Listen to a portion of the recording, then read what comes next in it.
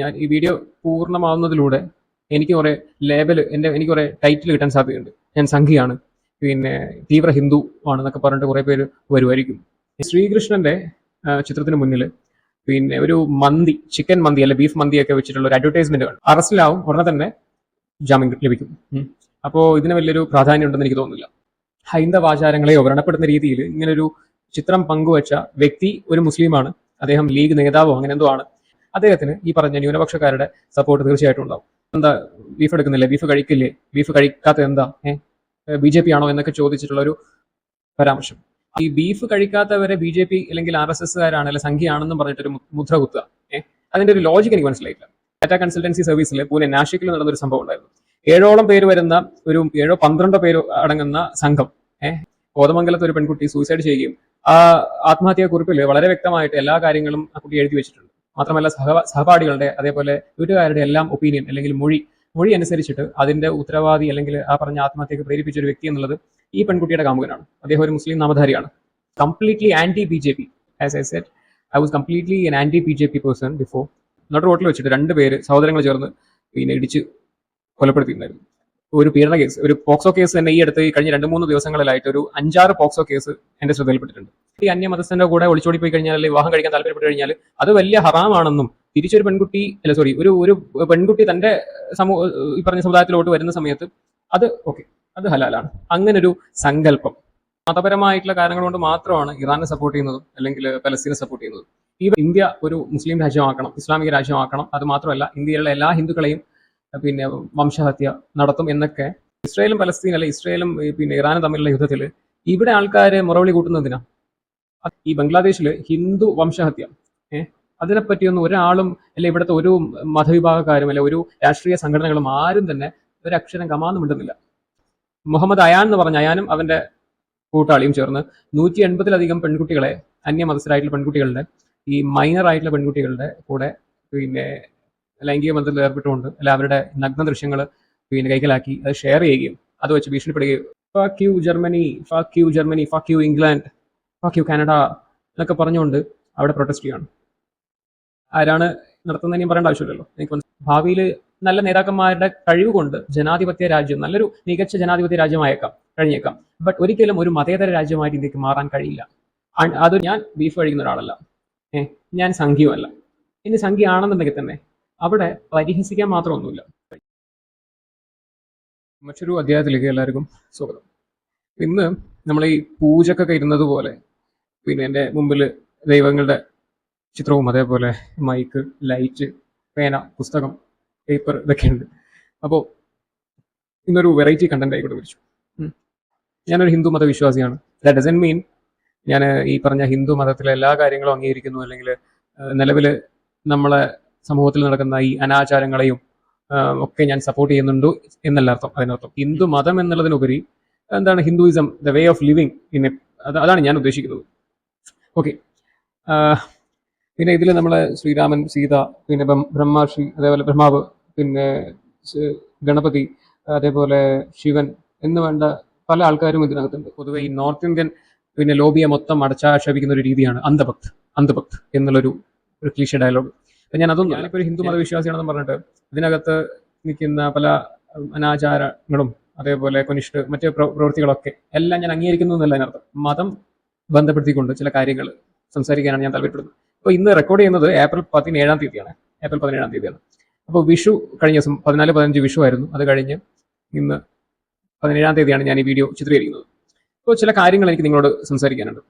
ഞാൻ ഈ വീഡിയോ പൂർണ്ണമാവുന്നതിലൂടെ എനിക്ക് കുറെ ടൈറ്റിൽ കിട്ടാൻ സാധ്യതയുണ്ട്. ഞാൻ സംഖ്യയാണ്, പിന്നെ തീവ്ര ഹിന്ദു ആണെന്നൊക്കെ പറഞ്ഞിട്ട് കുറെ പേര് വരുമായിരിക്കും. എനിക്കറിയില്ല. പിന്നെ എന്ത് തന്നെയാണെന്നുണ്ടെങ്കിലും എനിക്ക് പറയാനുള്ള കുറച്ച് കീ പോയിന്റ്സ് അത് ഞാൻ ഷെയർ ചെയ്യാം. ഇന്നോ ഇന്നലെയോ പിന്നെ ഒരു സംഭവം ഉണ്ടായി. എന്താ, ഈ ശ്രീകൃഷ്ണന്റെ ചിത്രത്തിന് മുന്നിൽ പിന്നെ ഒരു മന്തി, ചിക്കൻ മന്തി അല്ലെ ബീഫ് മന്തിയൊക്കെ വെച്ചിട്ടുള്ള ഒരു അഡ്വർടൈസ്മെന്റ് കണ്ടു. അപ്പം ഞാൻ അതിന്റെ ഒരു ന്യൂസ് കട്ടൗട്ട് ഞാൻ വായിച്ചുതരാം. കുഴിമന്തിയിലേക്ക് നോക്കിയിരിക്കുന്ന ശ്രീകൃഷ്ണ ഭഗവാൻ ഹൈന്ദവ അവഹേളന പരസ്യവുമായി ലീഗ് നേതാവിന്റെ സ്ഥാപനം. ചേർത്തലയിലെ മെഹർ ഹോട്ടലിനെതിരെ വൻ പ്രതിഷേധം. അദ്ദേഹത്തിന് അറസ്റ്റ് ചെയ്യണമെന്ന് തോന്നുന്നു. കലാപാഹ്വാനം അല്ലെങ്കിൽ മറ്റേ മതപരമായിട്ട് എന്തോ വ്രണപ്പെടുത്തി എന്നൊക്കെ പറഞ്ഞുള്ള ഒരു സെക്ഷൻ പടി അദ്ദേഹത്തിന് അറസ്റ്റ് ചെയ്തിട്ടുണ്ടെന്നാണ് ഞാൻ അറിഞ്ഞത്. അത് അറസ്റ്റ് ചെയ്യാന്നുള്ളൊരു പരിപാടി തന്നെ ആൾക്കാരുടെ കണ്ണിൽ പൊടിയിടുന്നൊരു സംഗതിയാണ്. അറസ്റ്റ് ചെയ്ത് ഇന്നിപ്പം ഒരു MDMA അല്ലെങ്കിൽ ഒരു പോക്സോ എന്നാലും നമുക്ക് പറയാം, ബാക്കിയുള്ള എന്തെങ്കിലും ഒരു ക്രിമിനൽ ഒഫൻസ് കാണിച്ച ഒരു വ്യക്തിയും അറസ്റ്റിലാവും, ഉടനെ തന്നെ ജാമ്യം ലഭിക്കും. അപ്പോൾ ഇതിന് വലിയൊരു പ്രാധാന്യം ഉണ്ടെന്ന് എനിക്ക് തോന്നുന്നില്ല. പിന്നെ അതേപോലെ ഈ ഒരു ന്യൂസ് പല മാധ്യമ ചാനലുകളിലൂടെയും പുറത്തു വന്നിട്ടുണ്ട്. ഈ സോഷ്യൽ മീഡിയയിൽ തന്നെ പല ലോക്കൽ പേജുകളിലും ഇതൊക്കെ വന്നിട്ടുണ്ട്. അപ്പോൾ അതിന് താഴെ പലതരത്തിൽ ഇതിനെ അംഗീകരിച്ചുകൊണ്ടും അല്ലെ അതിനെ സപ്പോർട്ട് ചെയ്തിട്ടും അതിനെ ബാലൻസ് ചെയ്തിട്ടും സംസാരിക്കുന്ന ഒത്തിരി പേരുണ്ട്. ഈവൻ ചിലവർ പറഞ്ഞൊരു കാര്യം, ഈ പറഞ്ഞ മദ്യഷാപ്പുകളിൽ അല്ലെങ്കിൽ കള്ള് ഷാപ്പുകളിലൊക്കെ ഗണപതി അല്ലെങ്കിൽ ദൈവങ്ങളുടെ അല്ലെങ്കിൽ ഈ പറഞ്ഞ മൂർത്തികളുടെയൊക്കെ വിഗ്രഹം അല്ലെങ്കിൽ ചിത്രം വെച്ചിട്ടുണ്ടല്ലോ എന്ന് ചോദിക്കുന്ന മുസ്ലിം നാമധാരികളായിട്ടുള്ള ആൾക്കാരുണ്ട്. അതേപോലെ ചില ആൾക്കാർ ഇതൊക്കെ ഒരു വലിയ സംഭവമാണോ എന്ന് നടിക്കുന്ന ആൾക്കാർ പോലും ഉണ്ട്. അത് ഈ പറഞ്ഞ ന്യൂനപക്ഷ വിഭാഗത്തിൽപ്പെട്ട ആൾക്കാർ തന്നെയാണ് കൂടുതലും സംസാരിക്കുന്നതായിട്ട് എൻ്റെ ശ്രദ്ധയിൽപ്പെട്ടത്. കാരണം ഇതില് ക്രൈം നടത്തിയിരിക്കുന്ന ഒരു വ്യക്തി അല്ലെങ്കിൽ ഇതിന്റെ ഈ പറഞ്ഞ ഇങ്ങനൊരു ഹിന്ദു മതത്തെയോ അല്ലെങ്കിൽ ഹൈന്ദവാചാരങ്ങളെയോ വ്രണപ്പെടുന്ന രീതിയിൽ ഇങ്ങനൊരു ചിത്രം പങ്കുവച്ച വ്യക്തി ഒരു മുസ്ലിമാണ്, അദ്ദേഹം ലീഗ് നേതാവോ അങ്ങനെ എന്തോ ആണ്. അപ്പോൾ ഉറപ്പായിട്ടും ഈ പറഞ്ഞ കമ്മ്യൂണിറ്റിയിലുള്ള ആൾക്കാരുടെ സപ്പോർട്ട് തീർച്ചയായിട്ടും അദ്ദേഹത്തിന് ഉണ്ടാവും. അദ്ദേഹം എന്ത് വലിയ കുറ്റകൃത്യം ചെയ്ത ഒരാളാണെന്നുണ്ടെങ്കിലും അദ്ദേഹത്തിന് ഈ പറഞ്ഞ ന്യൂനപക്ഷക്കാരുടെ സപ്പോർട്ട് തീർച്ചയായിട്ടും ഉണ്ടാവും. സോറി, ന്യൂനപക്ഷം എന്ന് പറയുന്നത് ശരിയല്ല, പാകിസ്ഥാനിലുള്ള അല്ലെങ്കിൽ ബംഗ്ലാദേശിലുള്ള ഹിന്ദു അഭയാർത്ഥികളുടെ അങ്ങനെ തന്നെ പറയാം, അല്ലെങ്കിൽ ഈ പറഞ്ഞ ഹിന്ദു മതവിശ്വാസികളുടെ കൗണ്ട് നിങ്ങൾ നോക്കുകയാണെന്നുണ്ടെങ്കിൽ അവരെ നമുക്കൊരു മൈനോറിറ്റി ആയിട്ട് നമുക്ക് പറയാം. അല്ലെങ്കിൽ ഇന്ത്യയിൽ തന്നെയുള്ള സിഖ് അല്ലെങ്കിൽ മറ്റു പാഴ്സി അല്ലെങ്കിൽ ജൂസ് ഇവരൊക്കെ നമ്മൾ വേണമെന്നെ മൈനോറിറ്റി നമുക്ക് പറയാം. ഇത്രയധികം ജനങ്ങളുള്ള ഇത്രയധികം പോപ്പുലേഷനുള്ള ഒരു വിഭാഗത്തെ നമ്മൾ എങ്ങനെയാണ് മൈനോറിറ്റി എന്ന് വിളിക്കുന്നത്? ഒരു 2-3 ദിവസം മുന്നെയാണ് ഈ സെലിബ്രിറ്റി എന്നൊക്കെ പറയുന്ന ഈ പറഞ്ഞ ഷിയാസ് കരീം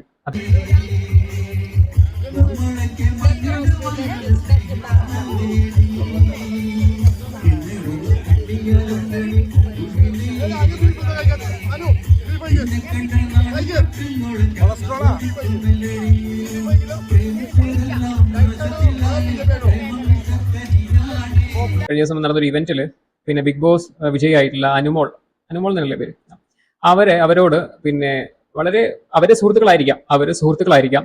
അപ്പോൾ ആ ഒരു സമയത്ത് സംസാരിച്ച കാര്യങ്ങൾ അത് ഒരു മോശം പരാമർശം ഉണ്ടായിരുന്നു. അതായത് അനുമോൾ എന്താ ബീഫ് എടുക്കുന്നില്ലേ, ബീഫ് കഴിക്കില്ലേ, ബീഫ് കഴിക്കാത്ത എന്താ BJP ആണോ എന്നൊക്കെ ചോദിച്ചിട്ടുള്ള ഒരു പരാമർശം. അത് സോഷ്യൽ മീഡിയയിൽ അത് അക്രോസ് ദ ഗ്ലോബ് ഇപ്പൊ നമ്മള് എല്ലാ ഇന്ത്യക്കാരിലും അത് ഓൾമോസ്റ്റ് എത്തിയിട്ടുണ്ട് തോന്നുന്നു. നമ്മുടെ കേരളത്തിൽ മാത്രമല്ല, നോർത്ത് ഇന്ത്യയിലും കാനഡയിലും UK-ലും ജർമ്മനിയിലും ഒക്കെ ഈ പറഞ്ഞ വീഡിയോ വൈറലാണ്. ഈ ബീഫ് കഴിക്കാത്തവരെ BJP അല്ലെങ്കിൽ RSSകാരാണ് അല്ലെങ്കിൽ സംഖ്യയാണെന്നും പറഞ്ഞിട്ടൊരു മുദ്ര കുത്തുക. അതിന്റെ ഒരു ലോജിക്ക് എനിക്ക് മനസ്സിലായില്ല. ഞാൻ എല്ലാം കാര്യത്തിലോട്ട് വരാം, ലാസ്റ്റ് ഞാൻ ഈ പോയിന്റ് ഞാൻ പറഞ്ഞു പോയിക്കോട്ടെ. കഴിഞ്ഞ ദിവസം TCS ടാറ്റ കൺസൾട്ടൻസി സർവീസിൽ പൂനെ നാഷിക്കിൽ നടന്നൊരു സംഭവം ഉണ്ടായിരുന്നു. 7ഓളം പേര് വരുന്ന ഒരു 12 പേര് അടങ്ങുന്ന സംഘം അവര് ഒരു ട്രാപ്പ്, ലവ് ജിഹാദ് ട്രാപ്പ് അല്ലെങ്കിൽ ഈ പറഞ്ഞ എന്താണ് സ്ത്രീകളെ ലൈംഗികമായിട്ട് ഉപയോഗിക്കാനും അതേപോലെ അവരെ ഫോഴ്സ്ഫുള്ളി അവരെ റിലീജിയസ് കൺവേർഷൻ നടത്താനും ശ്രമിച്ച ഒരു സംഗതി പുറത്തു വന്നിട്ടുണ്ടായിരുന്നു. അവരെ അറസ്റ്റ് ചെയ്തു. അത് മറ്റൊരു സംഗതിയാണ്. നമ്മളെ മൊണാലിസ, അതായത് മധ്യപ്രദേശിൽ നിന്ന് കേരളത്തിലോട്ട് വന്ന് ഒരു മുസ്ലിം നാമധാരിയായിട്ടുള്ള ഒരാളെ വിവാഹം കഴിച്ചു. Both are North Indians. Okay, അവർ രണ്ടുപേരും നോർത്ത് ഇന്ത്യക്കാരാണ്. ബട്ട് അവർ കല്യാണം കഴിച്ചിരിക്കുന്നത് കേരളത്തിൽ വന്നിട്ടാണ്. അന്ന് ഈ പറഞ്ഞ ഗോവിന്ദ മാഷും നമ്മളെ ഇവിടുത്തെ പ്രമുഖ നേതാക്കന്മാരൊക്കെ അവരെ വളരെ ആദരവോടുകൂടെ എന്താണ് പൂമാല അണിയിച്ച് അവരുടെ വിവാഹം വളരെ മംഗളകരമായിട്ട് തന്നെ നടത്തി കൊടുത്തു. അതൊരു സംഗതിയാണ്. അതിനിടയ്ക്ക് ഒരു കാര്യം പറയാനുള്ളത്, കഴിഞ്ഞ ദിവസം പോലും ഈ ലവ് ജിഹാദുമായിട്ട് ബന്ധപ്പെട്ട 2-3 കേസ് എന്റെ ശ്രദ്ധയിൽപ്പെട്ടു. പോലീസ് അറസ്റ്റ് ചെയ്തിട്ടുണ്ട്, അല്ലെങ്കിൽ പോലീസ് കേസ് ചാർജ് ചെയ്തിട്ടുണ്ട്. അപ്പൊ അതിനെയൊക്കെ കുറെ പേര് ബാലൻസ് ചെയ്യുന്നുണ്ട്. അപ്പൊ അതിനിടയിൽ എനിക്ക് പറയാനുള്ള കാര്യം, നമ്മൾ കോതമംഗലത്ത് ഒരു പെൺകുട്ടി ഈ അടുത്ത് സൂയിസൈഡ് ചെയ്തിട്ടുണ്ടായിരുന്നു, ഓർക്കുന്നുണ്ടെങ്കിൽ. കോതമംഗലത്ത് ഒരു പെൺകുട്ടി സൂയിസൈഡ് ചെയ്യുകയും ആ ആത്മഹത്യാ കുറിപ്പിൽ വളരെ വ്യക്തമായിട്ട് എല്ലാ കാര്യങ്ങളും ആ കുട്ടി എഴുതി വെച്ചിട്ടുണ്ട്. മാത്രമല്ല സഹപാഠികളുടെ അതേപോലെ വീട്ടുകാരുടെ എല്ലാം ഒപ്പീനിയൻ അല്ലെങ്കിൽ മൊഴി അനുസരിച്ചിട്ട് അതിന്റെ ഉത്തരവാദി അല്ലെങ്കിൽ ആ പറഞ്ഞ ആത്മഹത്യക്ക് പ്രേരിപ്പിച്ച ഒരു വ്യക്തി എന്നുള്ളത് ഈ പെൺകുട്ടിയുടെ കാമുകനാണ്. അദ്ദേഹം ഒരു മുസ്ലിം നാമധാരിയാണ്. ഓക്കെ, ഞാൻ ജസ്റ്റ് ഓർമ്മിപ്പിച്ചു എന്ന് മാത്രം. ഞാൻ ഒരു സെക്യുലർ ചിന്താഗതിയുള്ള ഒരാളായിരുന്നു അൺടിൽ ഒരു ഏതാനും ചില വർഷങ്ങൾ മുന്നേ വരെ സെക്യുലർ ആയിരുന്നു. ഞാൻ വളരെയധികം ഈ പറഞ്ഞ കോൺഗ്രസിനെ സപ്പോർട്ട് ചെയ്ത ഒരാളായിരുന്നു. I was completely anti BJP. As I said, I was completely an anti-BJP person before and I used to support Congress government by the way. പൊതുവെ മലയാളികൾ പറഞ്ഞു വെച്ചിരിക്കുന്ന ഒരു കാര്യം, നമ്മളെല്ലാവരും മതേതരരാണ്, സെക്യുലറാണ്, സെക്യുലർ ചിന്താഗതിയായിട്ട് മുന്നോട്ടേക്ക് പോകുന്ന ഒരു സംസ്ഥാനം, വിദ്യാസമ്പന്നർ എന്നൊക്കെ പറഞ്ഞിട്ട് ആണ് ഹൈപ്പ് കൊടുത്തിരിക്കുന്നത്. ഞാൻ പറയാം, കഴിഞ്ഞ ദിവസം തിരുവനന്തപുരത്തോ കൊല്ലത്തെങ്ങാണ്ട് ഒരു യുവാവിനെ നടു റോട്ടിൽ വെച്ചിട്ട് 2 പേര് സഹോദരങ്ങൾ ചേർന്ന് ഇടിച്ച് കൊലപ്പെടുത്തിയിട്ടുണ്ടായിരുന്നു. ഒരു പീഡന കേസ്, ഒരു പോക്സോ കേസ് തന്നെ ഈ അടുത്ത് കഴിഞ്ഞ 2-3 ദിവസങ്ങളിലായിട്ട് ഒരു 5-6 പോക്സോ കേസ് എന്റെ ശ്രദ്ധയിൽപ്പെട്ടിട്ടുണ്ട്. പിന്നെ അങ്ങനെ എന്ന് വേണ്ട പല ക്രിമിനൽ കുറ്റകൃത്യങ്ങളും ഇത് ഈ മതപരമായിട്ട് ഈ മതങ്ങളെ അവഹേളിച്ചുകൊണ്ട് ഇത്തരത്തിലുള്ള ഇപ്പൊ ഞാൻ ഈ വായിച്ച സംഗതികളൊക്കെ ഉണ്ടല്ലോ, ഇങ്ങനെ എന്ന് വേണ്ട എല്ലാ സംഗതികളും നമ്മളെ ചുറ്റും നടക്കുന്നുണ്ട്. എന്നിട്ടും പറയാണ് നമ്മളാണ് നമ്പർ 1. ഇത് ഞാൻ ഇതിനെ പറയുന്നത് ഞാൻ ഈ ഒരു സംഗതി ഞാൻ സഖാക്കൾക്ക് ഇട്ടിട്ട് താങ്ങുന്നതൊന്നുമല്ല. കാരണം ഈ നിലവിലെ പിണറായി വിജയൻ സർക്കാരിന്റെ സമയത്താണല്ലോ ഈ നമ്പർ 1 എന്നുള്ളൊരു ടാഗ് കൊണ്ടുവന്നത്. കേരളം നമ്പർ 1 ആണെന്നുള്ളൊരു ടാഗ് കൊണ്ടുവന്നത് ഈ ശ്രീ പിണറായി വിജയൻ സാറ് ഭരണത്തിലിരിക്കുകയാണ്. അപ്പൊ ഞാൻ ഇതൊരിക്കലും LDF സർക്കാരിനെ കുറ്റം പറയാൻ വേണ്ടിയിട്ടില്ല. ഞാൻ മൊത്തത്തിൽ ഈ പറഞ്ഞ മലയാളികളെ തന്നെ പറഞ്ഞാണ് ഈ നമ്പർ 1 ആണെന്ന് ഈ പറഞ്ഞ വീരവാദം പ്രകടിപ്പിക്കുന്ന ഓരോ മലയാളികളെയും ഞാൻ ഉദ്ദേശിച്ച് പറഞ്ഞതായി കാര്യങ്ങൾ. ഞാൻ പറഞ്ഞു വന്നത് കോതമംഗലം കേസ് ഞാൻ പറഞ്ഞു. പിന്നെ ഞാൻ എൻ്റെ സുഹൃത്തുക്കൾ ഇഷ്ടംപോലെ ഇസ്ലാം മതവിശ്വാസികൾ ഇഷ്ടംപോലെ ആൾക്കാരുണ്ടായിരുന്നു. ഞാൻ ജോലി ചെയ്തതും ഞാൻ പഠിച്ചതും അതേപോലെ നമ്മുടെ നാട്ടിൽ തന്നെ കളിച്ചു വളർന്നതുമായിട്ടുള്ള ഒത്തിരി പേരുണ്ടായിരുന്നു. ഞാൻ ഈ മതം നോക്കി സംസാരിക്കുന്നതോ അല്ലെ മതം നോക്കി സഹായിക്കുന്ന ഒരു വ്യക്തിയൊന്നുമില്ല. ബട്ട് ഞാൻ എൻ്റെ എക്സ്പീരിയൻസിൽ നിന്ന് ഞാൻ മനസ്സിലാക്കിയൊരു കാര്യം, ഈ സെക്യുലർ ആയിട്ട് ചിന്തിക്കുന്ന ഓരോ വ്യക്തിയും മണ്ടന്മാരാ. ഞാൻ മനസ്സിലാക്കിയൊരു കാര്യമാണ്. അതേപോലെ തന്നെ നമ്മുടെ മതമാണ് ഏറ്റവും പ്രാധാന്യമുള്ളത് എന്ന് അവകാശവാദം നടിക്കുന്ന ആൾക്കാരും മണ്ടന്മാരും അതിലേറെ ഒരു വലിയൊരു ത്രെറ്റും കൂടിയാണ്. ഞാൻ എൻ്റെ ഹിന്ദു മതമാണ് ഏറ്റവും ശ്രേഷ്ഠം എന്ന് പറഞ്ഞ് ഞാൻ വാദിക്കാൻ നിന്ന് കഴിഞ്ഞാൽ അത് വലിയൊരു പ്രശ്നത്തിലേക്ക് നാളെ ചെന്നെത്തും. ഇൻസ്റ്റാഗ്രാം വീഡിയോകളിൽ പല പോസ്റ്റുകളിലും ഈ ഇന്റർ റിലീജിയസ് മാരേജിന്റെ ഈ റീൽസ് ഞാൻ കാണാറുണ്ട്. അതിൽ ഒരു ഹിന്ദു യുവാവ് ഒരു ക്രിസ്ത്യൻ അല്ലെങ്കിൽ ഒരു മുസ്ലിം നാമധാരിയായിട്ടുള്ള ഒരു പെൺകുട്ടിയെ വിവാഹം കഴിക്കുന്ന സമയത്ത് അതിന്റെ താഴെ കമന്റുകളിൽ എസ്പെഷ്യലി ഒരു മുസ്ലിം വിഭാഗത്തിൽപ്പെട്ട ഒരു പെൺകുട്ടിയാണ് വിവാഹം കഴിച്ചതെങ്കിൽ അത് വീട്ടുകാരുടെ സമ്മത പ്രകാരമോ അല്ലെങ്കിൽ അതല്ലാതെ ഒരു രജിസ്റ്റർ വിവാഹമോ ആണെന്നുണ്ടെങ്കിൽ പോലും അതിന്റെ താഴെ വരുന്ന കമന്റുകൾ ഈ പറഞ്ഞ ന്യൂനപക്ഷമല്ല, അത് പോയി ന്യൂനപക്ഷമൊന്നുമല്ല, ഈ പറഞ്ഞ ഇസ്ലാം മതവിശ്വാസികളുടെ കമന്റ് ഞാൻ ശ്രദ്ധിച്ചിട്ടുണ്ട്. അതായത് ഈ പെൺകുട്ടിയെ എങ്ങനെയൊക്കെ പ്രാകാൻ പറ്റുമോ അങ്ങനെയൊക്കെ പ്രാകും ആൾക്കാർ, അങ്ങനെയൊക്കെ പ്രാകുന്ന ആൾക്കാർ നരകത്തിലേക്കാണ് പോകുന്നത്, അതാണ് ഇതാണെന്നൊക്കെ പറഞ്ഞുകൊണ്ട് എനിക്ക് എൻ്റെ അമ്മ പറയാനൊന്നും ബാക്കിയുണ്ടാവില്ല. അതേ സമയത്ത് ഒരു മുസ്ലിം നാമധാരിയായിട്ടുള്ള ഒരു പുരുഷൻ അദ്ദേഹം ഒരു ഹിന്ദു അല്ലെങ്കിൽ ഒരു ക്രിസ്ത്യൻ പെൺകുട്ടിയെ വിവാഹം കഴിക്കുന്ന സമയത്ത് അതിന് വരുന്ന കമന്റുകൾ ഞാൻ ശ്രദ്ധിച്ചിട്ടുണ്ട്. ഒരു മുസ്ലിം പെൺകുട്ടിയെ കല്യാണം കഴിച്ചു കഴിഞ്ഞാൽ എന്തൊക്കെ കുറ്റം പറയുമോ അല്ലെ എന്തൊക്കെ തരത്തിൽ പ്രാകുമോ അതെല്ലാം മാറ്റി വെച്ചുകൊണ്ട് ഇവിടെ ഒരു മുസ്ലിം സഹോദരൻ ഒരു ഹിന്ദു അല്ലെങ്കിൽ ക്രിസ്ത്യൻ പെൺകുട്ടി വിവാഹം കഴിക്കുന്ന സമയത്ത് ഇതാണ് നമ്മുടെ മതേതര കേരളം, സെക്യുലാരിസം ഇതാണ്, ഇവിടെ ഹിന്ദു മുസ്ലിം എല്ലാം ഒന്നാണ്, മനുഷ്യനായി ജീവിക്കട്ടെ അവരും എന്നൊക്കെ പറഞ്ഞുകൊണ്ട് ഫുൾ പോസിറ്റീവ് വൈബ്സ് മാത്രമായിരിക്കും. ഞാൻ കണ്ടൊരു കാര്യം, അതിനകത്ത് ഒരു നെഗറ്റീവ് കമന്റ് പോലും കാണാൻ സാധിക്കില്ല. അതായത് കംപ്ലീറ്റ് എല്ലാം ഇൻകമിങ് മാത്രം, നോ ഔട്ട് ഗോയിങ്, ഇൻകമിങ് മാത്രമുള്ളൂ, ഔട്ട് ഗോയിങ് ഇല്ല. തന്റെ സമുദായത്തിൽ ഒരു പെൺകുട്ടി അന്യമതസ്ഥന്റെ കൂടെ ഒളിച്ചോടി പോയി കഴിഞ്ഞാൽ അല്ലെങ്കിൽ വിവാഹം കഴിക്കാൻ താല്പര്യപ്പെട്ട് കഴിഞ്ഞാൽ അത് വലിയ ഹറാമാണെന്നും തിരിച്ചൊരു പെൺകുട്ടി ഒരു പെൺകുട്ടി തന്റെ ഈ പറഞ്ഞ സമുദായത്തിലോട്ട് വരുന്ന സമയത്ത് അത് ഓക്കെ, അത് ഹലാലാണ്, അങ്ങനെ ഒരു സങ്കല്പം. ഇതൊക്കെ എൻ്റെ കയ്യിൽ പ്രൂഫ് ഉണ്ട്, ഞാൻ ചുമ്മാ അടിച്ചടക്കുന്നൊന്നുമില്ല. എൻ്റെ കയ്യിലൊരു ആയിരക്കണക്കിന് വീഡിയോസ് ഉണ്ട്. നമ്മുടെ കേരളത്തിൽ നടന്നതും ലോകത്തിൽ നടക്കുന്നതുമായിട്ട് ബന്ധപ്പെട്ട ഒരു അനേകായിരം ചിത്രങ്ങളും വീഡിയോസും എൻ്റെ പക്കലുണ്ട്. ഞാനിത് ശ്രദ്ധിക്കാൻ തുടങ്ങിയത് ഈ അടുത്താണ്. ഞാൻ പറഞ്ഞല്ലോ, ഏതാനും ചില വർഷങ്ങൾ മുന്നെയാണ് ഞാൻ ഈ കാര്യങ്ങൾ ശ്രദ്ധിക്കാൻ തുടങ്ങിയത്. ഈ മതം നോക്കി, മതത്തിന്റെ അടിസ്ഥാനത്തിൽ ഈ ഇറാൻ ഇസ്രായേൽ യുദ്ധത്തിൽ അല്ലെങ്കിൽ ഇസ്രായേൽ പലസ്തീൻ യുദ്ധം നടക്കുന്ന സമയത്തൊക്കെ ഈ മതം നോക്കിക്കൊണ്ട് തീർത്തും മതപരമായിട്ടുള്ള കാര്യങ്ങൾ കൊണ്ട് മാത്രമാണ് ഇറാനെ സപ്പോർട്ട് ചെയ്യുന്നതും അല്ലെങ്കിൽ പലസ്തീനെ സപ്പോർട്ട് ചെയ്യുന്നതും. ഈവൻ ഇപ്പോൾ ഇസ്രായേൽ പാകിസ്ഥാൻ തമ്മിലൊരു യുദ്ധം നടക്കുകയാണെന്നുണ്ടെങ്കിൽ ഉറപ്പായിട്ടും ആൾക്കാർ പാകിസ്ഥാനെ സപ്പോർട്ട് ചെയ്യും. കാരണം അവിടെ പ്രധാനമായിട്ടുള്ളൊരു ഘടകം മതമാണ്, അത് മാത്രമാണ്. ഈ കഴിഞ്ഞ ദിവസം ഏപ്രിൽ 8 തീയതി 9 തീയതി കണ്ടാണെന്ന് തോന്നുന്നു, നമ്മളെ ആൻഡമാൻ ദ്വീപ് ഭാഗത്ത് ഈ പറഞ്ഞ ബംഗ്ലാദേശിൽ നിന്നുള്ള രോഹിംഗ്യാസ് അല്ലെ ഇല്ലീഗൽ മൈഗ്രൻസ് അവര് സഞ്ചരിച്ച കപ്പല് ഈ പറഞ്ഞ കടലിലകപ്പെട്ടു. ഒത്തിരി പേര് മരണപ്പെട്ടു എന്നാണ് ന്യൂസ്. 100 കണക്കിന് ആൾക്കാർ ആ പറഞ്ഞ കപ്പലിൽ ഉണ്ടായിരുന്നു എന്നാണ് അറിയാൻ സാധിച്ചത്. ഈ പറഞ്ഞ ന്യൂസ് ഈ സോഷ്യൽ മീഡിയ പേജുകൾ വരുന്ന സമയത്ത് ഈ ബംഗ്ലാദേശി ഇല്ലീഗൽ മൈഗ്രൻസ് ആയിട്ടുള്ള മുസ്ലിം വിഭാഗത്തിൽപ്പെട്ട അതായത് ഇല്ലീഗൽ രോഹിംഗ്യൻ മുസ്ലിംസ്, അപ്പൊ ഇവരെ സപ്പോർട്ട് ചെയ്തുകൊണ്ട് അല്ലെ അവർക്ക് ദുആ പ്രാർത്ഥിച്ചുകൊണ്ട് ഒത്തിരി പേര് നമ്മളെ കേരളത്തിൽ എന്ത് ചെയ്തു, ഒത്തിരി പേര് അവർക്ക് വേണ്ടി പ്രാർത്ഥിക്കുന്നുണ്ട്. ആസ് എൻ ഇന്ത്യൻ ഞാൻ ബോത്ത് ഈ പാകിസ്ഥാൻ ആൻഡ് ബംഗ്ലാദേശ് ഈ പറഞ്ഞ രാജ്യങ്ങൾക്ക് ഞാൻ പൂർണ്ണമായിട്ടും ഞാൻ എതിരാണ്. കാരണം ഈ ബംഗ്ലാദേശിൽ പലതരത്തിലുള്ള വളരെ മോശമായിട്ടുള്ള സാമ്പത്തിക സ്ഥിതിയിൽ അവര് പലതരത്തിലുള്ള ഈ പ്രകൃതിക്ഷോഭങ്ങളും തുടങ്ങിയിട്ടുള്ള സംഗതികളൊക്കെ ഉണ്ടാകുമ്പം ഏറ്റവും കൂടുതൽ ഹെൽപ്പിംഗ് എയ്ഡ്സ് അല്ലെങ്കിൽ സഹായ ഹസ്തങ്ങളായിട്ട് ആദ്യം ചെന്നെത്തുന്നത് നമ്മളെ ഭാരതമായിരിക്കും, ഇന്ത്യ ആയിരിക്കും. ബട്ട് എന്നിട്ട് പോലും നമ്മളെ രാജ്യത്തെ വളരെ മോശമായിട്ട് ഈവൻ ഇസ്രായേൽ പലസ്തീൻ സംഘർഷം വന്ന സമയത്ത് അല്ലെങ്കിൽ യുദ്ധം നടക്കുന്ന സമയത്ത് പോലും ഈ ബംഗ്ലാദേശിൽ ജസ്റ്റ് ബിക്കോസ് ഇവിടുത്തെ ഒരു വിഭാഗം ആൾക്കാർ ഇസ്രായേലിനെ സപ്പോർട്ട് ചെയ്യുന്നു എന്നുള്ള കാരണം കൊണ്ട് ഇന്ത്യൻ ഫ്ലാഗ് പോലും ഈ പറഞ്ഞ ബംഗ്ലാദേശിൽ ഈ ഫുട്പാത്തിലും ഈ റോഡിലൊക്കെ ഒട്ടിച്ചു വെച്ചിട്ട് ഈ നമ്മളെ രാഷ്ട്രത്തെ ഇൻസൾട്ട് ചെയ്യുന്നത്. ഈവൻ പാകിസ്ഥാൻ അതേപോലെ ബംഗ്ലാദേശിൽ ഓപ്പൺ ത്രെട്ട് നടത്തിയില്ല. അതായത് പിന്നെ ഇന്ത്യ ഒരു മുസ്ലിം രാജ്യമാക്കണം, ഇസ്ലാമിക രാജ്യമാക്കണം, അത് മാത്രമല്ല ഇന്ത്യയിലുള്ള എല്ലാ ഹിന്ദുക്കളെയും പിന്നെ വംശഹത്യ നടത്തും എന്നൊക്കെ വീരവാദം നടത്തിയ എത്രയോ ആൾക്കാരുണ്ട്. എൻ്റെ കയ്യിൽ വീഡിയോസ് ഉണ്ട്, എൻ്റെ കയ്യിൽ ഇഷ്ടംപോലെ വീഡിയോസ് ഉണ്ട്. അപ്പൊ അങ്ങനെ ഇരിക്കെ ഞാൻ ഉറപ്പായിട്ടും ഈ പറഞ്ഞ പാകിസ്ഥാൻ ഓർ ബംഗ്ലാദേശ് ഇവരെയൊക്കെ ഞാൻ എതിർക്കുക തന്നെ ചെയ്യും. ഇനിയിപ്പം നമ്മൾ എല്ലാത്തിലും നമ്മൾ മനുഷ്യത്വം നോക്കിയിട്ട് കാര്യമില്ല. ഈ പറഞ്ഞ ആൻഡമാൻ ഐലൻഡിന്റെ സമീപത്ത് നടന്നിരിക്കുന്ന ഈ പറഞ്ഞ ട്രാജഡി, അതിൽ ബംഗ്ലാദേശികളാണ്. അതിൽ ഞാനൊട്ടും സന്തോഷിക്കാനും പോകുന്നില്ല, സങ്കടപ്പെടാനും പോകുന്നില്ല. കാരണം ഞാനുമായിട്ട് റിലേറ്റ് ചെയ്യുന്ന ഒരു സംഭവമല്ല. ഈ ഏറ്റവും കൂടുതൽ ബംഗ്ലാദേശിൽ നിന്ന് ഈ പറഞ്ഞ ഇന്ത്യയിലോട്ട് ആൾക്കാർ കെട്ടും കിടക്കിയെടുത്ത് വരാനുള്ള കാരണം എന്താ? ബംഗ്ലാദേശ് നല്ല രാജ്യമായതുകൊണ്ടായിരിക്കും, അല്ല അവിടുത്തെ ഭരണവും അതേപോലെ അവിടുത്തെ സ്ഥിതിഗതികളൊക്കെ വളരെ മികച്ചത് ആയതുകൊണ്ടായിരിക്കാം ബംഗ്ലാദേശിൽ നിന്ന് ആൾക്കാർ ഇങ്ങോട്ട് വരുന്നത്. ശരിയല്ലേ?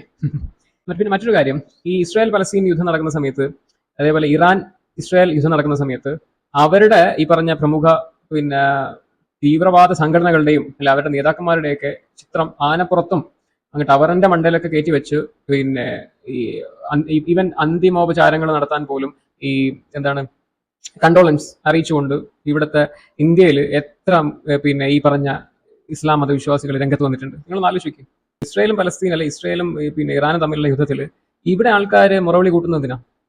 അതേ സമയത്ത് മുർഷിദാബാദില്, ബംഗാൾ മുർഷിദാബാദ് അല്ലെങ്കിൽ ഈ പറഞ്ഞ പിന്നെ ജമ്മു കാശ്മീരിൽ കാശ്മീരി പണ്ഡിറ്റുകളെ പിന്നെ വംശഹത്യ നടത്തിയ സമയത്തോ അല്ലെ ഇപ്പോൾ ഈ അടുത്ത് കഴിഞ്ഞ വർഷം പോലും പോലും തുടരുന്നുണ്ട് അവിടെ ഈ ബംഗ്ലാദേശിൽ ഹിന്ദു വംശഹത്യ.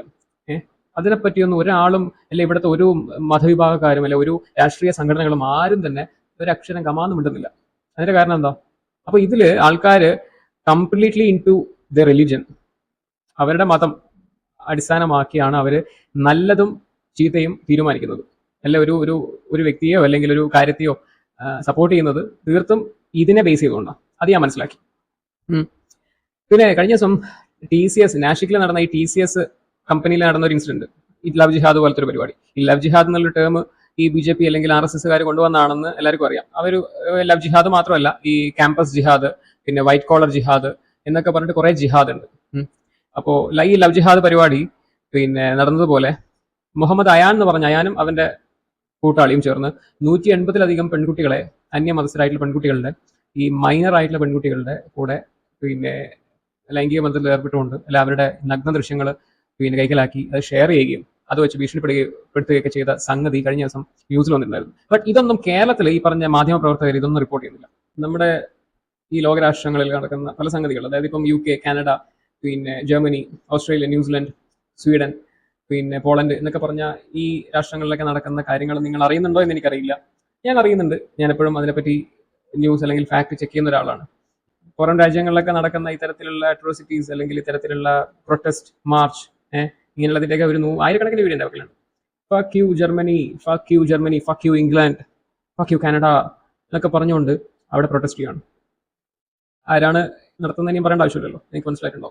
അപ്പം ഞാൻ നമ്മുടെ സമൂഹത്തിന്റെ സന്തുലിതാവസ്ഥ, ഇക്വിലിബ്രിയം, അത് നശിപ്പിക്കുന്ന ഏതൊരു വർഗീയ ശക്തിയാണെന്നുണ്ടെങ്കിലും അതിന് നമ്മൾ എന്ത് ചെയ്യണം? നമ്മൾ ഇല്ലായ്മ ചെയ്യണം. അല്ല അതിനെ തിരുത്താൻ നമ്മൾ കഴിവതും പ്രയത്നിക്കുക. ഓക്കെ, ഞാൻ പറഞ്ഞു, ഞാൻ മുന്നേ സെക്യുലർ ആയിട്ട് ചിന്തിക്കുന്ന ഒരാളാണ്. ഞാനിപ്പോൾ ഒരു സെക്യുലർ ചിന്താഗതിയുള്ള ആളൊന്നുമല്ല. ശരിക്കും എല്ലാത്തിൻ്റെയും ബേസ് എന്ന് പറഞ്ഞാൽ റിലിജിയനാണ്. അത് മനുഷ്യനുണ്ടാക്കി വെച്ചൊരു സംഗതിയാണ് റിലിജിയൻ. അപ്പോൾ ഇതാണ് എല്ലാത്തിനെയും ഇൻഫ്ലുവൻസ് ചെയ്യുന്ന പ്രധാന ഘടകം.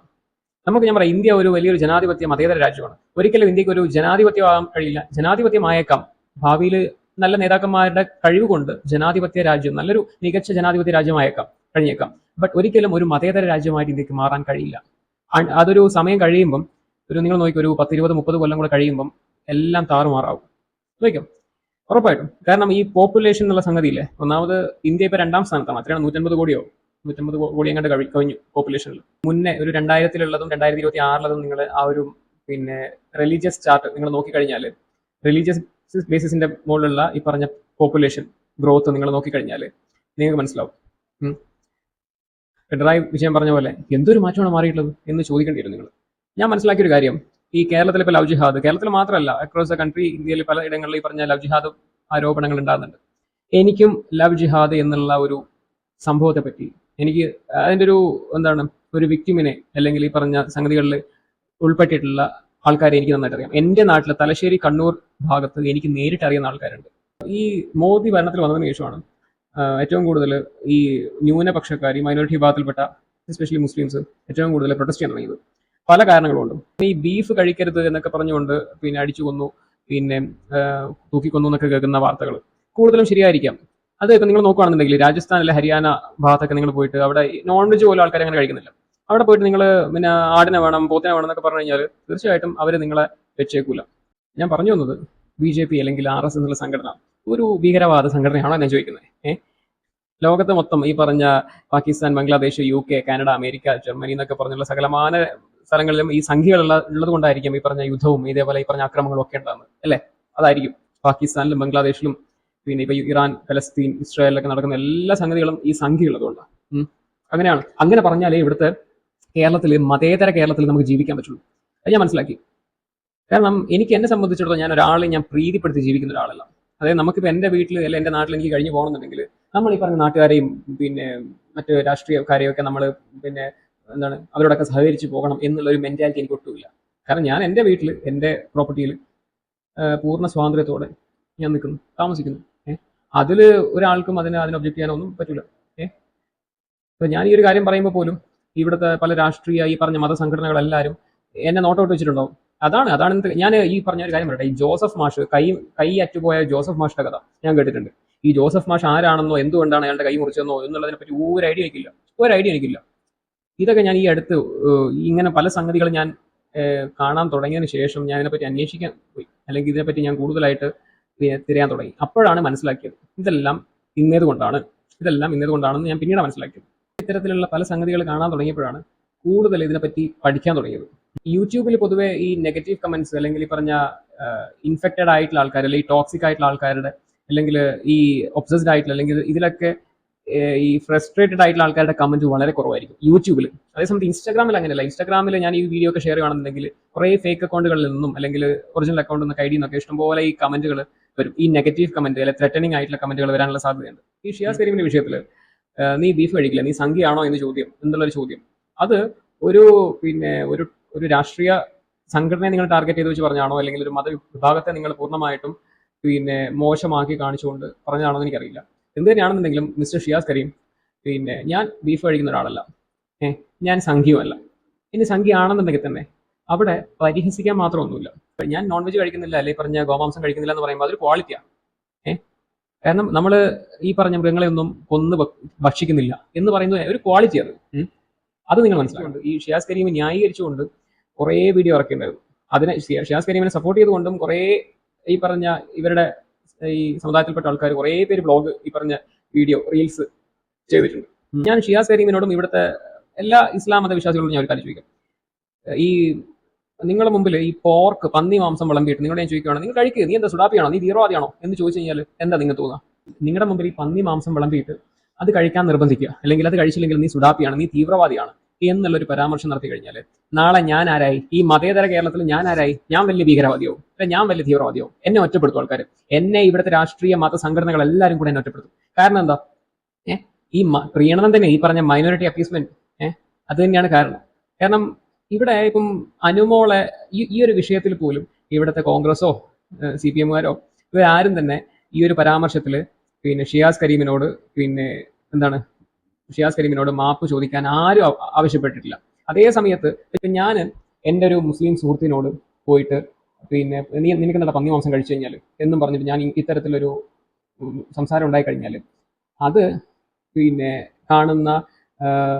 കാണുന്ന ആൾക്കാരും ഈ പറഞ്ഞ സമുദായത്തിൽപ്പെട്ട ആൾക്കാരൊക്കെ കൂടെ ചേർന്നുകൊണ്ട് എന്നെ ഒറ്റപ്പെടുത്തും. എന്നെ ചിലപ്പം കൈ കിട്ടിയ സാധനം വെച്ച് എറിഞ്ഞടിച്ച് കൊന്നിട്ടുണ്ടാവും, ഉറപ്പായിട്ടും. എനിക്ക് തോന്നുന്നില്ല. ഈ അടുത്ത് കണ്ണൂർ തലശ്ശേരി ചൊക്ലിയിൽ ഒരു കഫേ മനക്കേഷ് നേരം പറഞ്ഞിട്ടുള്ള ഒരു ചെറിയൊരു റെസ്റ്റോറൻറ്റ് ഉണ്ട്. അവിടെ ഞാനും എൻ്റെ സുഹൃത്തുക്കളും പോയ സമയത്ത് എൻ്റെ കൂടെ ഇരിക്കുന്ന സുഹൃത്ത് നോൺ വെജ് കഴിക്കും, ബട്ട് ബീഫ് കഴിക്കില്ല. കാരണം അവൻ്റെ വീട്ടിൽ ഈ പറഞ്ഞ ചെറിയൊരു അമ്പലമൊക്കെ ഉണ്ട്. മുത്തപ്പൻ കെട്ടുക എന്ന് പറയില്ല, മുത്തപ്പൻ കെട്ടുന്ന ഇതൊക്കെയുള്ള ഒരു അങ്ങനെയുള്ള ഒരു വീടാണ് അവൻ്റെ. അപ്പോൾ അവൻ ഈ നോൺ വെജ് ഈ പറഞ്ഞ ബീഫൊന്നും കഴിക്കില്ല, ഈ ഗോമാംസം ഒന്നും കഴിക്കില്ല. ഞാൻ ഇവന് വിളമ്പി കൊടുത്തത് ഒരു ബീഫ് ഷവർമയാണ്. അവനൊരു ചിക്കൻ ഷവർമക്ക് പറഞ്ഞപ്പോൾ ബീഫ് ഷവർമ കൊണ്ട് കൊടുത്തു. കഴിച്ചുകൊണ്ട് നിൽക്കുമ്പോഴാണ് അവന് മനസ്സിലായത് ബീഫാണെന്ന് മനസ്സിലായി. അപ്പോൾ തന്നെ നമ്മൾ വെയിറ്റർമാരെ, അതിൻ്റെ ഹോട്ടലിലെ സ്റ്റാഫിനെ വിളിച്ചു കാര്യങ്ങൾ പറഞ്ഞു. അവരുടെ ഭാഗത്തുനിന്ന് തീർത്തും ഒരു നെഗറ്റീവ് റെസ്പോൺസ്. അവർക്ക് ഇത് വലിയൊരു കാര്യമല്ല. അല്ലെങ്കിൽ അവർ നമ്മളോടൊരു പ്രോപ്പറായിട്ടുള്ള ഒരു ക്ഷമാപണം നടത്താനോ ഒന്നിനും അവർ മുതിർന്നില്ല. അതിന്റെ വീഡിയോ ഗൂഗിൾ മാപ്പിൽ നിങ്ങൾ പോയി കഴിഞ്ഞാൽ ഞാൻ പറഞ്ഞു കഫേ മനക്കീഷ് എന്ന് പറഞ്ഞ കഫേ, അതിലുണ്ടായ ഈ ഒരു ദുരനുഭവം ഞാൻ അന്ന് തന്നെ, അന്നല്ല അത് കുറച്ച് കഴിഞ്ഞിട്ട് ഞാനത് എന്ത് ചെയ്തു, എൻ്റെ ഈ ഗൂഗിൾ മാപ്പിൽ റിവ്യൂസിൽ ഞാൻ അപ്ഡേറ്റ് ചെയ്തിട്ടുണ്ടായിരുന്നു. അതിൽ അന്ന് നടന്ന സംഭവങ്ങളുടെ വീഡിയോ എല്ലാം ഞാൻ അതിൽ ഉൾപ്പെടുത്തിയിട്ടുണ്ട്. ഇപ്പം ഞാൻ ചോദിക്കുന്ന ഒരു കാര്യം, സപ്പോസ് ഇപ്പം പിന്നെ നിങ്ങൾ പറയുമല്ലോ ഈ നോർത്ത് ഇന്ത്യയിൽ പിന്നെ ഗോമാംസം കഴിച്ചെന്ന് പറഞ്ഞ് പിന്നെ മർദ്ദിച്ചു, യുവാക്കൾ ചേർന്ന് മർദ്ദിച്ചു കൊലപ്പെടുത്തി എന്നൊക്കെ പറയുമല്ലോ. അത് പറയുന്നത് പോലെ സപ്പോസ് ഇവിടുത്തെ ഈ പറഞ്ഞ ഇസ്ലാം മതവിശ്വാസികൾക്ക് സപ്പോസ് ഞാനൊരു ബീഫ് ഷവർമക്ക് പകരം ഒരു പോർക്ക് ഷവർമ തരുവാണെന്നുണ്ടെങ്കിൽ എന്തായിരിക്കും നിങ്ങളുടെ അടുത്ത സ്റ്റെപ്പ് എന്തായിരിക്കും? ഞാൻ ചോദിക്കുവാണ്, എനിക്ക് അറിയാത്തതുകൊണ്ട് ഞാൻ ചോദിക്കുവാണ്. സപ്പോസ് നിങ്ങൾ ഇവിടെ ഒരു ബീഫ് ഷവർമക്ക് പറഞ്ഞിട്ട് ഞാനൊരു പോർക്ക് ഷവർമയാണ് നിങ്ങൾ തരുന്നതെങ്കിൽ നിങ്ങളുടെ പ്രതികരണം എന്തായിരിക്കും? നിങ്ങൾ എങ്ങനെയാണ് റിയാക്ട് ചെയ്യുക? അതൊന്നും നിങ്ങൾ പറഞ്ഞേ. കേരളത്തിൽ ഇതുവരെയും അങ്ങനെയുള്ള സംഗതി ഉണ്ടായിട്ടില്ല. ബട്ട് അങ്ങനെ ഒരു സംഭവം ഉണ്ടായിക്കഴിഞ്ഞാൽ നിങ്ങളുടെ പ്രതികരണം എങ്ങനെയായിരിക്കും? പൊതുവെ ഈ ഹിന്ദു മത ആചാരങ്ങളൊക്കെ എല്ലാം ഈ മാനിപ്പുലേറ്റ് ചെയ്തിട്ട് ഈ മനുഷ്യന്മാർ തന്നെ ഈ മാനിപ്പുലേറ്റ് ചെയ്തിട്ട് ശുദ്ധ തോന്നിവാസമാക്കി വെച്ചിട്ടുണ്ട്. ബീങ് എ ഹിന്ദു മതവിശ്വാസി ഞാൻ കണ്ടൊരു കാര്യമാണ് പറയുന്നത്. ഞാൻ എല്ലാ മതങ്ങളെയും ഞാൻ ക്രിറ്റിസൈസ് ചെയ്യും, എല്ലാ മതങ്ങളെയും ക്രിറ്റിസൈസ് ചെയ്യും. എൻ്റെ മതം ആയിക്കോട്ടെ, അല്ല മറ്റേത് മതം ആയിക്കോട്ടെ, ഞാൻ എല്ലാത്തിനും ക്രിറ്റിസൈസ് ചെയ്യും. അപ്പോൾ ഹിന്ദു മതത്തെ സംബന്ധിച്ചിടത്തോളം ഇപ്പം നോർത്ത് ഇന്ത്യയിലൊക്കെ പോയി കഴിഞ്ഞാൽ ഇന്നലെ പോലും ട്രെയിനിൽ വെച്ചിട്ട് പൂജ നടത്തുന്ന 2-3 പേര് ഈ പറഞ്ഞ പൂജാരിമാര് ചേർന്നുകൊണ്ട് ട്രെയിനിൽ പൂജ നടത്തുവാണ്, ഈ വിളക്കൊക്കെ കത്തിച്ചുകൊണ്ട്. ഒന്ന് ആലോചിച്ചോക്കണം. എന്ത് എന്ത് എന്ത് മന്ദബുദ്ധികളാണ് നോക്കിയേ. എന്തൊക്കെയാണ് കാണിച്ചു കൂട്ടുന്നത്? നോർത്ത് ഇന്ത്യയിലാണെന്നുണ്ടെങ്കിൽ എന്തൊക്കെ അനാചാരങ്ങളാണ്, എന്തൊക്കെ ഈ മനുഷ്യ ദൈവങ്ങൾ, ആൾദൈവങ്ങൾ കേരളത്തിൽ പോലും ഉണ്ട്. വൈറ്റില അല്ലെങ്കിൽ എറണാകുളത്തൊക്കെ ഇപ്പോൾ ഇഷ്ടം പോലെ ഈ പറഞ്ഞ ആൾദൈവങ്ങളുണ്ട്. കഴിഞ്ഞ ദിവസം പോലും ഞാൻ ഒരു വീഡിയോ ഉണ്ടായിരുന്നത് മറ്റേ എന്താണ് ദേവർ മഠം എന്നൊക്കെ പറഞ്ഞിട്ട്, ദേവർ മഠവും അതേപോലെ വേറെ കുറെ ആചാര്യമാര് കുറെ പേരുണ്ട്. കുറെ പേര് ഈ സോഷ്യൽ മീഡിയയിൽ തന്നെ കാണാൻ പറ്റും. കുറെ ഇങ്ങനെയുള്ള ഈ എന്താണ് ഈ മതം വെച്ച് ബിസിനസ് നടത്തുന്ന കുറെ പേരുണ്ട്. ഇങ്ങനെയുള്ള കാര്യങ്ങളൊക്കെ നടക്കുമ്പോൾ നിങ്ങൾ ഒരിക്കലും അതിനെ സംഘീവൽക്കരിക്കണ്ട. സംഘീവൽക്കരിക്കണ്ട. ഇതൊന്നും സംഘികൾ ചെയ്യുന്ന കാര്യമല്ലല്ലോ. പൊതുവെ മോസ്റ്റ് ഓഫ് ദ ഹിന്ദു കമ്മ്യൂണിറ്റിയിലുള്ള ആൾക്കാരൊക്കെ ഇത്തരത്തിലുള്ള ഈ പൊട്ടത്തരം കാണിച്ചു കൂട്ടുന്നുണ്ട്. അപ്പൊ നിങ്ങൾ ഹിന്ദു എന്നുള്ള വേർഡ് തന്നെ ഉപയോഗിച്ചോ, ഹിന്ദു എന്നുള്ള ടേം തന്നെ നിങ്ങൾ ഉപയോഗിച്ചോ. ഈ ട്രെയിനിൽ നടന്ന സംഗതി പോലും ആൾക്കാർ ഈ കമന്റ് ബോക്സിൽ പറയുന്നത് എന്താ അറിയാം, മോദി ഭരണത്തിൽ വന്നപ്പോഴേ തോന്നി ഈ പക്ക സംഖ്യയായിരിക്കും, ഇങ്ങനെ ഇത്രയും പൊട്ടന്മാരായിട്ടുള്ളത് സംഖ്യകൾ മാത്രമേ ഉണ്ടാവുള്ളൂ എന്നൊക്കെ പറഞ്ഞിട്ട് കുറേ പേര് കമന്റ് ബോക്സിൽ മൊത്തം കുറ്റം സംഖ്യകൾക്ക്. നിങ്ങൾ സംഖ്യകൾ എന്ന് പറയണ്ട, നിങ്ങൾ ഹിന്ദുക്കൾ തന്നെ നിങ്ങൾ പറഞ്ഞു. ആദ്യം നിങ്ങൾ പഠിക്കുന്നത് ഹിന്ദുക്കളാണല്ലോ ഈ പറഞ്ഞ കോപ്രായങ്ങൾ മൊത്തം കാട്ടുന്നത്. അപ്പൊ നിങ്ങൾ ഹിന്ദുക്കൾ തന്നെ നിങ്ങൾ പറഞ്ഞു, കുഴപ്പമില്ല, ഒരു കുഴപ്പമില്ല. അതിൽ ഞാനൊന്നും ഒരിക്കലും അതിൽ ട്രിഗർ ആകാൻ പോകുന്നില്ല. എനിക്കൊന്നും അതിലൊരു തരത്തിലുള്ള വിയോജിപ്പും എനിക്കില്ല. അതിന് നിങ്ങൾ എല്ലാം ഈ പറഞ്ഞ BJP അല്ലെ RSS എന്നുള്ളൊരു ടാഗ് കൊടുത്തിട്ട് അവരെ കുറ്റം പറയാൻ പോകേണ്ട ആവശ്യമില്ല. ഹിന്ദു തന്നെ പറഞ്ഞു. എന്തുകൊണ്ടാണ് ഈ BJPക്ക് ഏറ്റവും കൂടുതൽ സപ്പോർട്ട് ലഭിക്കാനുള്ള കാരണം നിങ്ങൾ മനസ്സിലായോ? ഇപ്പം ക്രിസ്ത്യൻ അലയൻസ് കാസ എന്നുള്ള സംഘടനയുടെയും അതേപോലെ പല പിന്നെ മൈനോറിറ്റി മതവിഭാഗക്കാരുടെയും ഒക്കെ സപ്പോർട്ട് ഇപ്പൊ ഇന്ന് BJP RSS ഉണ്ട്. അതിന്റെ കാരണം നിങ്ങൾ മനസ്സിലാക്കുന്നില്ല. അതായത് ഇപ്പം വഴിയെ പോകുന്നതിനൊക്കെ നിങ്ങൾ പിടിച്ച് സംഖ്യയാക്കും. ഞാനിപ്പം ഇസ്രായേൽ പലസ്തീൻ സംഘർഷമുണ്ടല്ലോ, യുദ്ധമുണ്ടല്ലോ, അതിൽ അല്ലെങ്കിൽ ഈ പറഞ്ഞ ഈ ശ്രീകൃഷ്ണനെ വെച്ചിട്ട് ഈ മന്തിയുടെ മുമ്പിൽ ഈ വിഷുക്കണി വെച്ച ഒരു സംഗതി ഉണ്ടല്ലോ, ഈ പറഞ്ഞ ചേർത്തലയിൽ ആലപ്പുഴയിൽ നടന്ന സംഭവം, അതിനെയൊക്കെ ഞാൻ എൻ്റെ അഭിപ്രായം പറയാൻ നിന്ന് കഴിഞ്ഞാൽ എന്നെ പിടിച്ചപ്പോൾ സംഖ്യയാക്കും. അല്ലെങ്കിൽ ഈ ജർമ്മനി അല്ലെ UK കാനഡ പോലുള്ള രാജ്യങ്ങളിൽ ഈ ശരിയ നിയമം പാസ്സാക്കണം എന്ന് പറഞ്ഞിട്ട് അവിടെ കാണിക്കുന്ന പ്രൊട്ടസ്റ്റ് അല്ലെ അക്രമങ്ങളുണ്ടല്ലോ, അതിനെപ്പറ്റി ഒരു വീഡിയോ ചെയ്ത് കഴിഞ്ഞാൽ എന്നെ പിടിച്ച സംഖ്യയാവും. അപ്പൊ എങ്ങനെ പോയാലും സംഖ്യപ്പട്ടം കിട്ടുന്ന ഒരു അവസ്ഥയാണ്.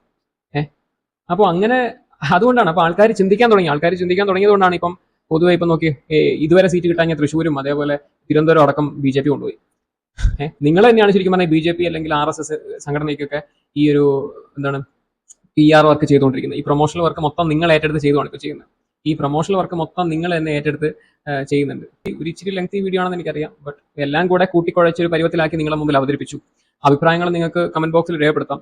ഞാൻ എൻ്റെ അഭിപ്രായമാണ് ഞാൻ പറഞ്ഞത്. അത് എൻ്റെ അഭിപ്രായം തീർത്തും ശരിയാണെന്നുള്ള വാദം എനിക്കുണ്ട്. കാരണം ഞാൻ പറഞ്ഞ തെളിവുകളുടെ അടിസ്ഥാനത്തിലാണ് ഞാൻ ഈ കാര്യങ്ങളൊക്കെ ഞാൻ പറഞ്ഞിട്ടുള്ളത്. പറഞ്ഞ കാര്യത്തിൽ തെറ്റൊന്നുമില്ല. ഇനി ഇപ്പം കുറെ പേര് ഈ പറഞ്ഞ എന്റെ മതത്തെ അവഹേളിക്കാൻ ശ്രമിച്ചു, അല്ലെങ്കിൽ ഇത് തീർത്തും ഒരു മതത്തോടുള്ള അപമര്യാദയാണെന്നൊക്കെ പറഞ്ഞിട്ട് ആരും എന്റെ നെഞ്ചത്തോട് കയറേണ്ട ആവശ്യമില്ല. ഒരു മതം അല്ലെങ്കിൽ ഒരു വിഭാഗം എന്നല്ല, ഞാൻ പറഞ്ഞ പോലെ സമൂഹത്തിന്റെ അസന്തുലിതാവസ്ഥ താറുമാറാക്കുന്ന ഏതൊരു തരത്തിലുള്ള സംഘടനയും ഏതൊരു വ്യക്തിയാണെന്നുണ്ടെങ്കിൽ ഞാൻ എതിർക്കുക തന്നെ ചെയ്യും. സിമ്പിൾ. വെറുതെ അല്ല. ഈ അന്ന് ആരിഫ് ഹുസൈൻ തെരുവത്ത് ഏത്തിയസ്റ്റ് ആണ്, അദ്ദേഹം എക്സ് മുസ്ലിമാണ്. വെറുതെ അല്ല ഇങ്ങനെയുള്ള ആൾക്കാർക്ക്, ഏത്തിയസ്റ്റുമാർക്കും അതേപോലെ ഈ പറഞ്ഞ സംഘടനകൾക്കും ഇങ്ങനെയുള്ള ആൾക്കാർക്കൊക്കെ സപ്പോർട്ട് കൂടുന്നത്. നിങ്ങൾ മനസ്സിലാക്കി നോക്ക്, മര്യാദയ്ക്കൊന്ന് ചിന്തിച്ചു നോക്ക്. എന്നെ കൊണ്ട് ചിന്തിപ്പിക്കാൻ കാരണമായ വിഷയങ്ങൾ ഏതാണെന്ന് അറിയാം നിങ്ങൾക്ക്? ഈവൻ പഹൽഗാം അറ്റാക്ക് നടന്ന സമയത്ത് പോലും അല്ലെ അതിനുശേഷമോ അവർക്ക് നമ്മുടെ പിന്നെ മരണമടഞ്ഞ പിന്നെ നിസ്സഹാരായിട്ടുള്ള ആൾക്കാർക്ക് വേണ്ടിയിട്ട് അല്ലെങ്കിൽ നമ്മുടെ ഇന്ത്യൻ ആർമി പട്ടാളക്കാർക്ക് വേണ്ടിയിട്ട് ഒരു തോരണം ഒരു ഫ്ലെക്സ് അടിക്കാനോ അല്ലെങ്കിൽ ഒരു ആനപ്പുറത്ത് ഈ ഹോർഡിങ്സ് വെച്ചിട്ടൊരു പരിപാടി നടത്താനോ അഭിനന്ദനങ്ങൾ അറിയിക്കാനോ ഇവിടുത്തെ ഈ മതരാഷ്ട്രീയ സംഘടനകൾക്ക് കഴിഞ്ഞിട്ടില്ല, ചെയ്തിട്ടില്ല. അപ്പൊ ഇതൊരു സെലക്റ്റീവ് പൊളിറ്റിക്സ്, സെലക്റ്റീവ് എന്താണ് സെക്യുലാരിസം ആണെന്ന് ഞാൻ മനസ്സിലാക്കി. കുറേ കാര്യങ്ങൾ എന്റെ പക്കലുണ്ട്, കുറേ കാര്യങ്ങൾ. ഞാൻ ഈ എപ്പോഴും ഈ കമന്റ് ബോക്സ്, പല തരത്തിലുള്ള ന്യൂസുകൾ വരുന്ന സമയത്ത് കമന്റ് ബോക്സ് നോക്കുന്ന ഒരാളാണ്. കമന്റ് ബോക്സിൽ ഈ ചില പ്രത്യേക വിഭാഗം ആൾക്കാരുടെ ഈ ഫ്രസ്ട്രേഷൻ അല്ലെ അവർ ട്രിഗർ ആയിട്ട് അവരുടെ അകത്തുള്ള ആ ഒരു വിഷം, ടോക്സിസിറ്റി അത് പുറന്തള്ളുന്ന കാണണം നിങ്ങൾ കമന്റ് ബോക്സിലൂടെ. അതൊക്കെ കണ്ടപ്പോഴാണ് ഞാൻ ശരിക്കും പറഞ്ഞാൽ ചിന്തിക്കാൻ തുടങ്ങി, മാറി ചിന്തിക്കാൻ തുടങ്ങി പല കാര്യങ്ങളിലും. അല്ലെങ്കിൽ ഒരു അടിച്ചു പൊളിച്ചൊരു ലൈഫ് ആഗ്രഹിക്കുന്ന ഒരു വ്യക്തിയായിരുന്നു ഞാൻ. ബട്ട് ഞാൻ ഇന്ന് എൻ്റെ മനസ്സിലുള്ള എൻ്റെ ഒപ്പീനിയൻ അല്ലെ എൻ്റെ ഉള്ളിലുള്ള ചോദ്യങ്ങൾ എന്തൊക്കെയാണെന്നുള്ളത് ചോദിക്കണം, എനിക്ക് പറയാനുള്ള കാര്യങ്ങൾ പറയണം എന്ന് തോന്നി. കാരണം നമ്മൾ ആരെങ്കിലും പ്രതികരിക്കണം. നിങ്ങളുടെ തലമുറയ്ക്കൊക്കെ മര്യാദയ്ക്ക് നാളെ ജീവിച്ചു പോകണമെന്നുണ്ടെങ്കിൽ ആരെങ്കിലൊക്കെ പ്രതികരിക്കേണ്ടതായിട്ടുണ്ട്. അല്ലാന്നുണ്ടെങ്കിൽ കുട്ടിച്ചോറാവും മൊത്തം. ഓക്കെ, എന്നാ കേട്ടോ, ഞങ്ങൾക്ക് മതമാണ് പ്രശ്നം. അത് ഞങ്ങളുടെ ഐഡന്റിറ്റിയാണ്. ബാക്കി എല്ലാവർക്കും മതമല്ലേ, ബാക്കി എല്ലാവർക്കും അവന്റെ സ്വത്വബോധമാവാം. എന്നാൽ കൊക്കിലെ ശ്വാസം നിലക്കുന്നവരെ മതം തന്നെയാണ് ഞങ്ങൾ